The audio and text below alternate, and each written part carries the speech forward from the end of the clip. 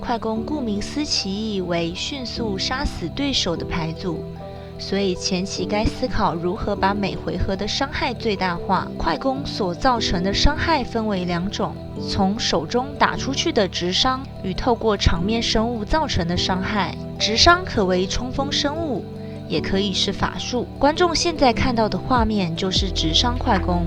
直伤快攻的优点是不依赖场面输出，缺点是非常害怕对手补血或增加护甲。依靠冲锋生物的直伤快攻也怕嘲讽生物。这类型的快攻牌组能打出的伤害超过30血量，但仍然有上限。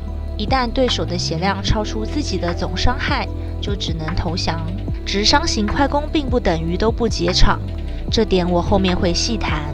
相较于直伤型快攻的是场面型快攻，透过一边控制场面一边打脸杀死对手。这类型的快攻只要场面上的生物活着，造成的伤害没有上限，所以并不害怕对手单纯补血，但害怕自己的生物被清光。无论是哪种类型的快攻玩家，都需要具备权衡打脸或解场时机的能力。场面型快攻另外需要明白如何正确摆放生物，以及该怎么优势交换。何时打脸或解场并没有一套公式可循，每场都不一样。要真正精通快攻，只能透过玩几千局来累积经验，但还是有大方向可以示范给观众看。以兼具直伤与场面伤害的快攻牌组暗木为例，要解对面这只怪，不然对手会把你的3-2海盗杀掉，然后那只怪还会活着，你就场崩到游戏结束。这时候不应该下223，让对手可以继续加武器耐久度。同样都把水晶打满的情况下，应该出232。这时候不必硬不让对手荣誉击杀，对手必须用脸接怪就快死了，照常下怪就好了。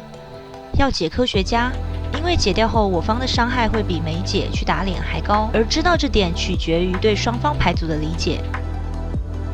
他的怪活着很危险，首先在脑海想过一遍所有的猎人秘密，然后删去不可能的，决定先拿一只怪试试看是否符合推测，最后决定换怪。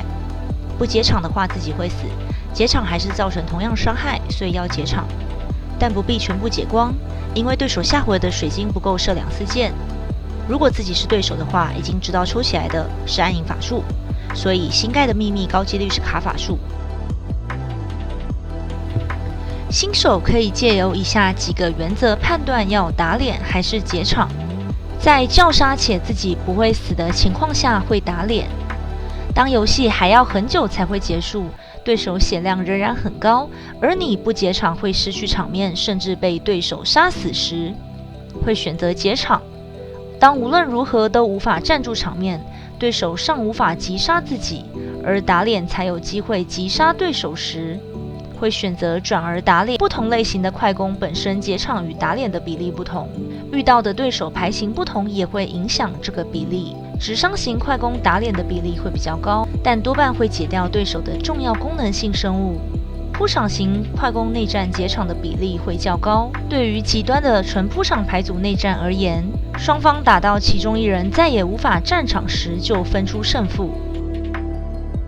一般来说，快攻只有内战会比较精彩，也比较能看出快攻玩家的程度。快攻打控制、combo、中速都会呈现一边一直打人，而另一边不断防守的无趣景象。但场面型快攻打到有 AOE 的牌组时，还是必须有防范技巧。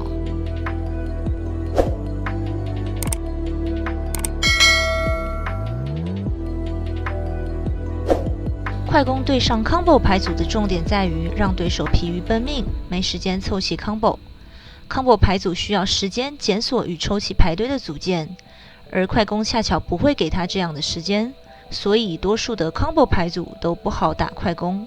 你遇过最无脑的快攻是什么呢？欢迎在底下留言，我们下次再见。